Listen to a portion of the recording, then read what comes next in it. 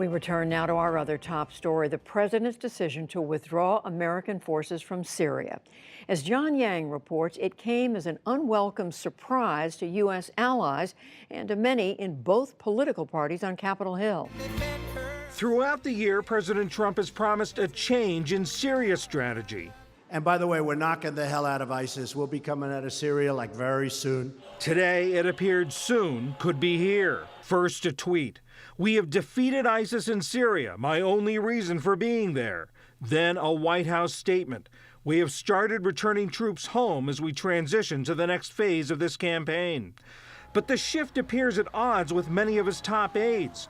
In October, National Security Advisor John Bolton said the 2,000 U.S. troops in Syria would stay as long as Iran and its allies are there, supporting Bashar al-Assad, the Syrian president. Last month, Jim Jeffrey, the U.S. Special Representative for Syria. Their mission right now from the president is the enduring defeat, and the enduring defeat means not simply smashing the last of ISIS's conventional military units holding terrain, but ensuring that ISIS doesn't immediately come back and sleeper cells come back as an insurgent movement. And just last week, this from Brett McGurk, special envoy to the coalition fighting ISIS. I think it's fair to say Americans will remain on the ground after the physical defeat of the caliphate until we have the pieces in place to ensure that that defeat is enduring. Nobody is declaring a mission accomplished.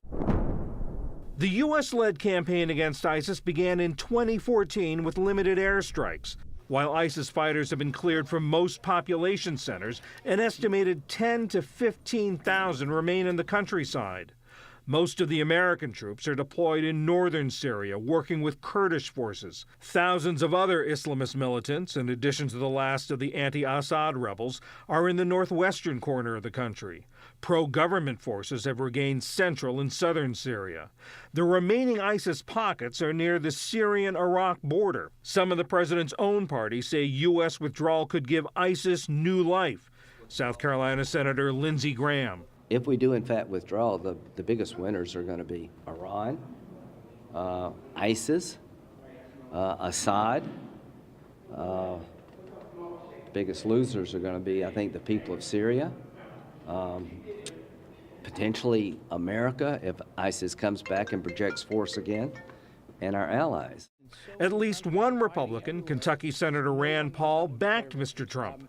I'm very supportive of the president's declaration. I'm very supportive of him bringing the troops home. The decision will also likely please Turkish President Recep Tayyip Erdogan, who's threatening to attack the U.S.-backed Kurdish fighters in Syria. Until the last terrorist in the region is neutralized, we will comb through Syrian territory inch by inch. He says they're tied to a Kurdish separatist movement in Turkey. For now, there's no official timetable for a U.S. withdrawal from Syria. Late today, White House officials said that would be up to the Pentagon. Now, two views of President Trump's decision to withdraw forces from Syria. Retired General John Allen served as the special presidential envoy to the global coalition to counter ISIS during the Obama administration. He's now president of the Brookings Institution. And Steve Simon also served in the Obama administration. He was the National Security Council's Senior Director for Middle Eastern and North African Affairs. He's now a visiting professor at Amherst College. Gentlemen, thank you to you both and welcome. Mr. Allen, I want to start with you. The president, as we heard, has declared that ISIS has been defeated, so there's no reason for U.S. troops to be in Syria. Do you agree? I think we'd be very careful about using the word defeat with respect to the Islamic State. We may have defeated its large concentrations, but there are still thousands of Islamic State operatives and fighters still on the ground in Syria. We've got to be very careful. I think while all of us believed that our troops would come out eventually, coming out too quickly could create an opportunity for the Islamic State to backflash, which not only would put at risk those elements of the Syrian population that we supported in being liberated, it could also threaten the western flank of the work that our Iraqi allies did and paid such a huge price for in the defeat of the Islamic State. So we got to be very careful about using that word defeat and understand that the Islamic State is still an extraordinarily dangerous organization, not just in Syria and Iraq, but more so globally as well. Stephen Simon, what do you think? Say to that? He says pulling out too quickly could trigger a backflash that could threaten the Syrian people. It's possible. The United States was going to have to pull its forces out sooner or later. The fact that there are remaining ISIS sympathizers or ISIS militants on the ground, not organized as military units or controlling territory, is probably something that would have vexed any U.S. withdrawal at any point, because the goal of actually exterminating everyone in Syria who has ISIS ideology ricocheting around his or her brain is simply going to be impossible. I think, the administration, two administrations really working in series, in sequence, have put an end to the Islamic Caliphate. That's a major achievement. And it was an achievement that was widely expected because the correlation of forces was so skewed in favor of the alliance that was fighting ISIS. But the ideology can't be extirpated that simply. It will be around, and getting rid of that ideology is not going to be a military mission. The fact is that the United States has dropped its aid program for the reconstruction of Syria in areas where ISIS had been operating. Unless those people get the support they need to rebuild their lives and their towns, the ISIS ideology will remain a serious problem. It will always be there. So, Mr. Simon, I just want to make sure that I'm clear on what you're saying. You support the withdrawal now of U.S. troops? Yes, I do. I think the mission has largely been accomplished. The way in which the administration has gone about announcing it was, really rather clumsy and perhaps even dangerous, because our major partners had no idea that this was coming down the pike. So there hasn't been the time to coordinate with the Kurds, with the French, who are also operating in that area, or even, as a practical matter, with the Turks or the Russians. So, this kind of way of doing business can be extremely destabilizing. But as a matter of principle, I think, yes, it's probably a good idea to be bringing our troops out at this stage. Well, Mr. Allen, let's pick up that point that this way of business can be destabilizing. You talked about the effect on the Syrian people.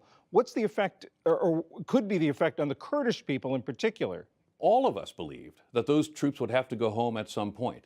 The question is that population sufficiently stable to prevent a backflash or a re-radicalization? The other issue here is that this kind of confusion in Washington, by virtue of how this was promulgated today, and the apparent disagreements within the administration on how this should be executed, has, I'm sure, had a negative effect upon the Kurds. And I'll make another point. No one except the United States could lead this process. And it's very important that in this city, we remember that a large coalition of international partners came together under American leadership, ultimately to defeat the Islamic State. But if we defeat the Islamic State, and use our term, defeat the Islamic State, if we inflict a lot of damage on the Islamic State and then pull out too quickly, and we get a backflash, or if we leave that population completely unsecure and the retaliation begins as the regime elements or the Russian firepower begins to be applied to them, then we're going to have to take responsibility for that in the end. Mr. Simon, what do you have to say to that? The Kurds face a tragic choice. They can either submit to Turkish rule, which will be carried out through the Turks' Sunni Arab allies who are not sympathetic to the Kurds, or the Kurds can submit to rule by the Assad regime. But the Assad regime is not going to give the Kurds the autonomy or the independence that they so badly want, that they have been seeking for so long. It was inevitable that the United States was going to turn its back on the Kurds because, in terms of strategic logic, Turkey is so much more important to the United States, especially now, than are the Kurds in a global context in which the United States now sees a resurgent Russia and needs to wonder how to strengthen NATO, of which Turkey is a part, and push back against Russian provocations. John Allen, very quickly. Yeah, Steve's right. There is a tragic choice here with the Kurds. But this administration has the potential, if it pulls our troops out too quickly, of turning that tragic choice into a humanitarian catastrophe.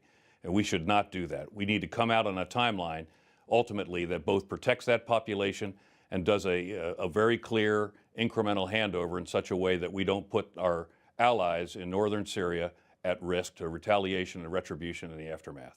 Gentlemen, we're going to have to leave it there. John Allen of the Brookings Institution, Stephen Simon of Amherst College. Thank you very much.